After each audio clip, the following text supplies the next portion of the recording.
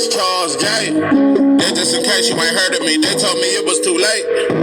But I promise that I'll be the first to speak. Most of these rappers, they fake. But you can't have your way, this ain't Burger King. Everybody said it won't be. Till they see smoke, then they realize they'd rather have turkey meat.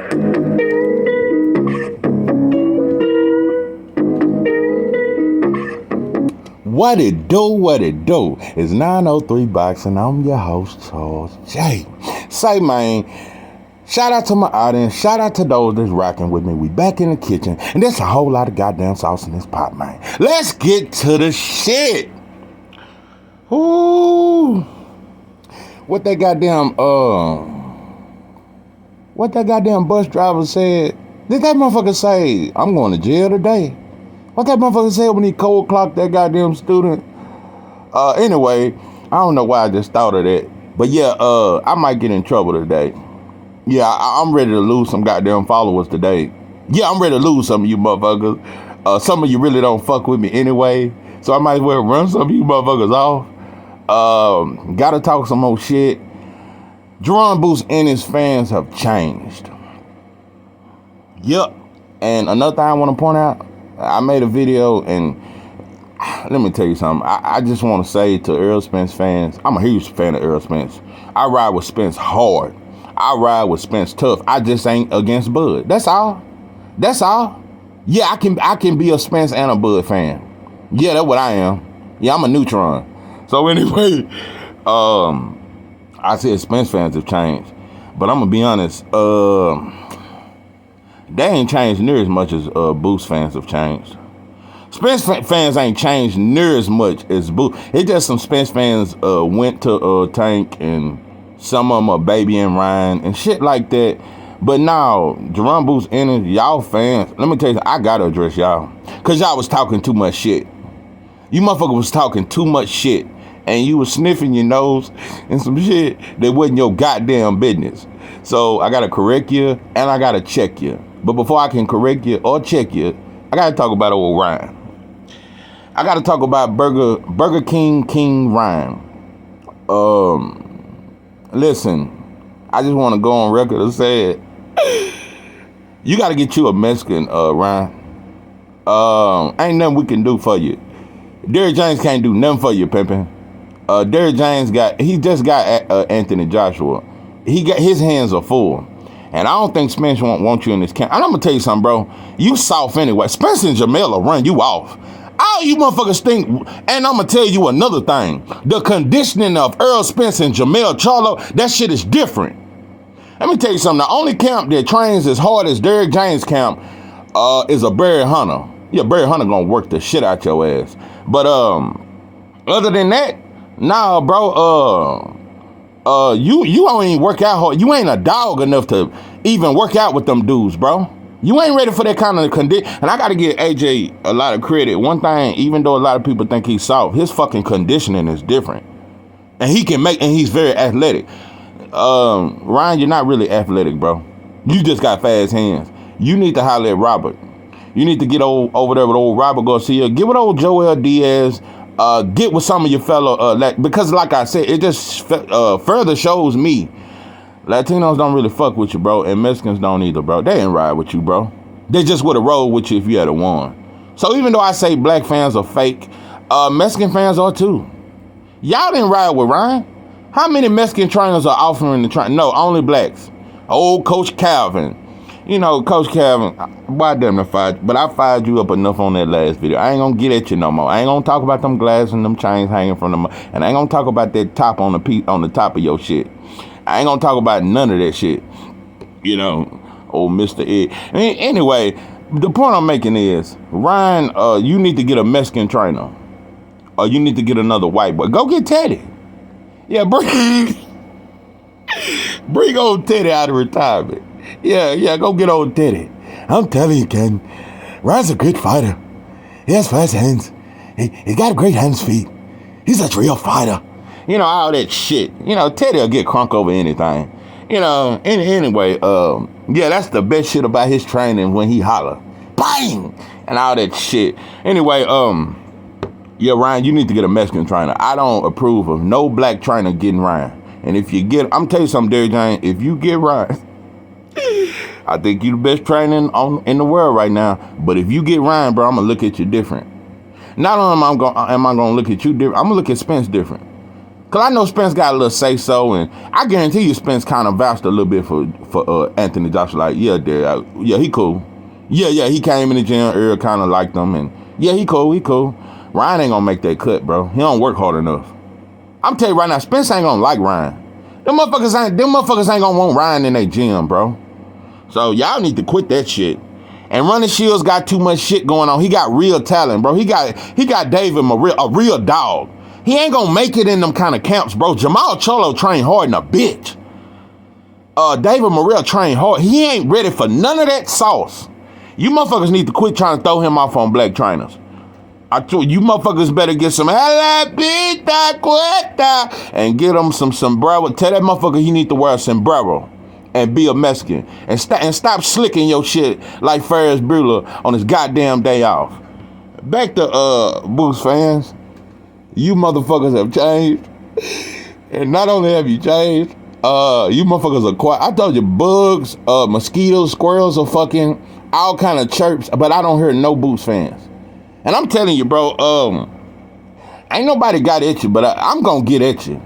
You motherfuckers talk too goddamn much, and you motherfuckers didn't really ride with them.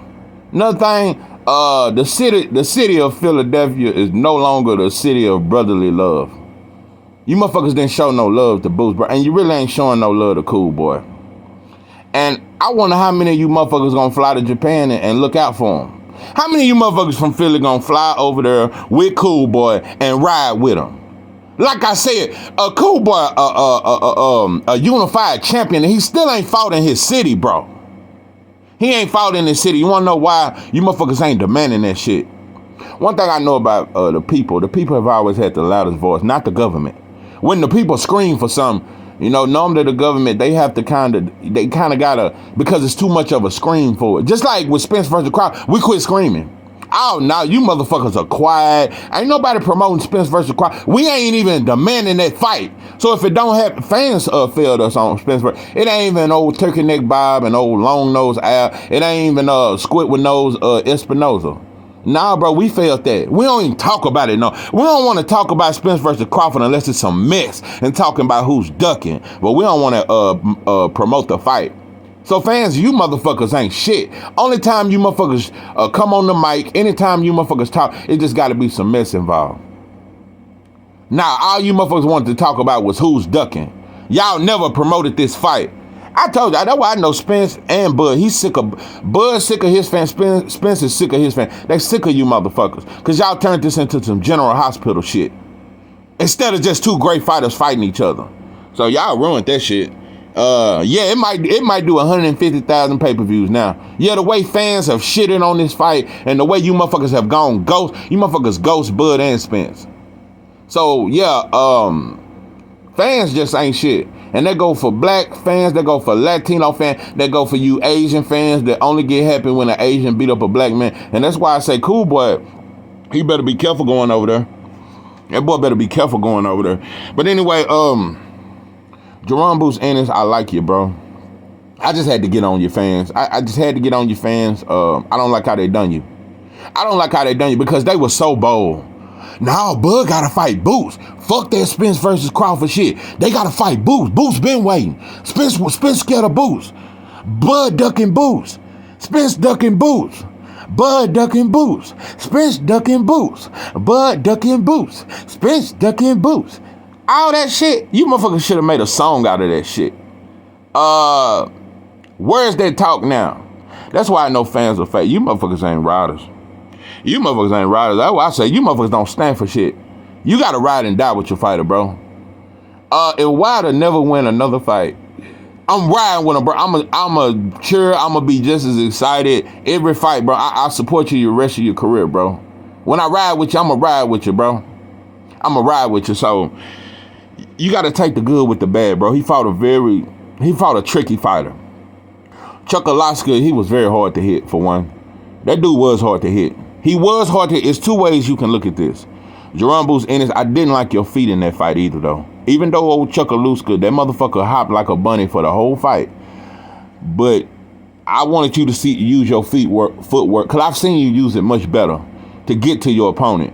And just certain shit, and you didn't use your jab enough, and you didn't double up on it. You stopped using your jab, and you just started thinking your athleticism was gonna get old Chuck.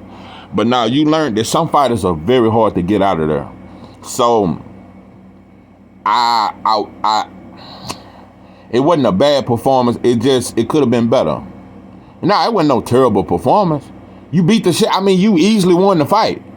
See, fans, I told you, we conform to casuals. We got so used to Boots knocking everybody out. We expect him to just knock everybody out. It don't work that way, bro. You're not gonna knock everybody out, bro.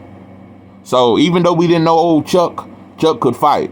So, but Boots, I gotta say this about you, and Bozy. And Bozy, you said after that fight, I mean, the guy ran. I mean, we couldn't do. Nah, I'm gonna say this, bro. As a trainer, you gotta critique your fighter, bro. He didn't run, and I hate when black folks use that word because they only use that word towards us. So that's a phrase used towards black fighters, not foreign Klavovsky white fighters. So the word running, that was made for us. Yeah. So yeah, if Sugar Ray Leonard, Ali Alden, if they fought today, they would be called runners. They run and shit like that. Anytime it's athleticism, it's called running. So you shouldn't have used that word. That's why I hate when black folks use the word running. Just like we use the end. It's a lot of shit we use. Anyway, and I get tired of fighters beating on their chest. Like King Kong when he was on top of that goddamn building. And that motherfucker beat on his chest and he was trying to grab that white girl and he was crying. All that shit. I just wish we could quit beating on our chest every time we win a fight. So, there's a lot of shit I wish we quit doing. But anyway, Bozy, you're going to have to really... I think y'all got a little too arrogant. But I'm going to tell you what you need to quit. What you can't stop, bro. Shout out to YSM Media. I don't really call out channels, but shout out to you, pimpin'. I think you've done a great job promoting Jaron Ennis. I think you've done a phenomenal job. I think you've done a great job just doing interviews, just interviewing Greg Hackett, all these different fighters, bro. I like what you're doing, pimpin'. I really like what you're doing, and shout out to you. But when it comes to Bozy and Jaron, I'm gonna tell you something, bro. And I believe that you're gonna be more dangerous than ever now because I think you were in that gym and you just on another level. I think that fight gonna turn you up. And we're going to see the best Jaron Boots Ennis in this next fight. But you can't let that fight stop you from talking shit, bro. You need to talk just as much shit. You need to keep calling out Bud.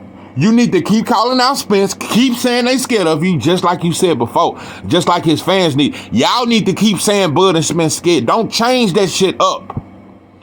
Y'all got, and YSM, you need to ask them same questions. Why won't Bud or Spence fight? Say that same shit.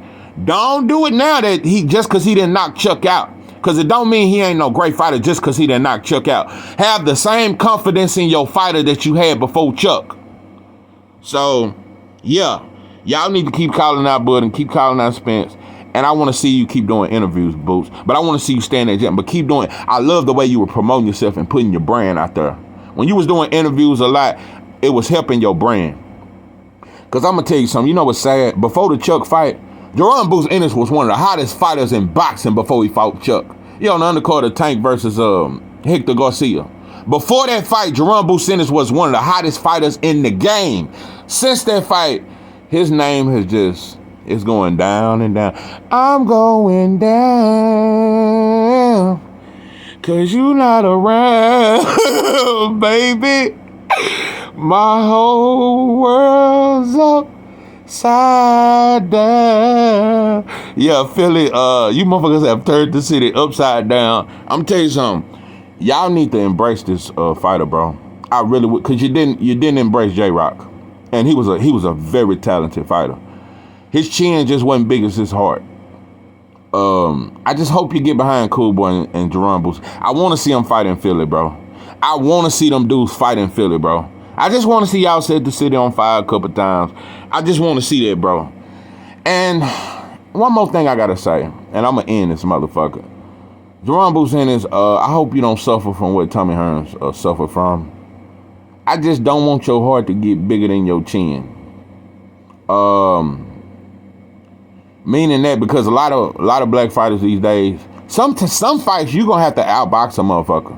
It's some opponents you gonna have this very hard punches to where you can't just do the shit that you do and thinking you finna just mix it up. Like some fighters you just gotta outbox.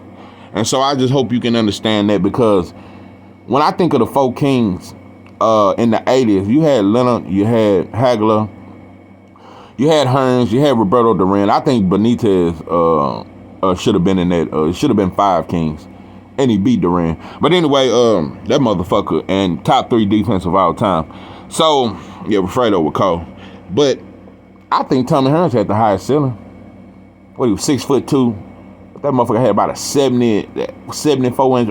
Nah, that motherfucker had, I don't remember his arm reach. It was more than a 74. But his arm reach was different. He was 6'2" and he had devastating power. He had the highest ceiling to me, and he had a great jab. The only reason why Tommy Hearns, his heart was bigger than his chin, bro. You can't fight no dog fight with no Hagler. And he got too aggressive against Leonard and got hurt in the 4th round in that first fight, and he never recovered. When you look at that first fight with Tommy Hearns and Leonard, Tommy Hearns never recovered from the 4th round, but he still outboxed Leonard from the 4th round all the way to the 14th round. And he was stopped when the 14 was the 15. But anyway, he outboxed Leonard from the 4th to the 14th and was hurt the entire. He never recovered, and he says it in an interview. Tommy Hearns was hurt the entire fight. He was hurt, but he was still outboxing Leonard. What I'm saying is, if Hearns had to learn discipline and just outbox these dudes and catch their ass with that right coming in, but outbox them and work behind your jab and not mix it up as much, he had potential to be better than all of them. He had the highest ceiling in my opinion. And he had devastating power to where you ain't just finna aggressively walk him down. So if he had a box more, I think Hearns would have been the best. So yeah, Jaron Ennis, I think your ceiling is high. I think you can be a great fighter, bro. And I just want to, I want to see you be the best. And I really got respect for both Ennis. The man's 67 years old, still working with all these kids, still helping kids, still being a great leader, bro. And he's a man's man. So it's much respect to you. And I just want, bro, y'all got to get back on that mic. Promote your brand, bro. Promote your brand. Don't let no fight stop. Talk just as much as you did before, bro. And be great at the same time, and just, show that sauce and keep that sauce and just keep it alive, and just make sure that the sauce will forever remain. This is 903 Boxing. I am your host, Charles J. With that, I'm out.